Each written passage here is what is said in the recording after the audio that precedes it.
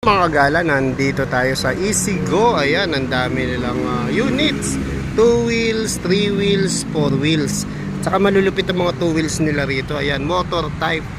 Makakapamili kayo ng mga design. Ayan, bagong dating yan ha. Ayan, pasensya na, parang minamalat pa ako. No?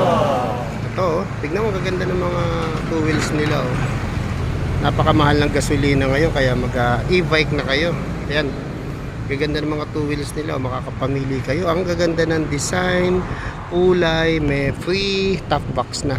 Ayan, ito naman yung kanilang 4 wheels. Ayun, doon naman yung 3 wheels nila. Laka, puntahan natin. Ito yung 4 wheels nila, oh.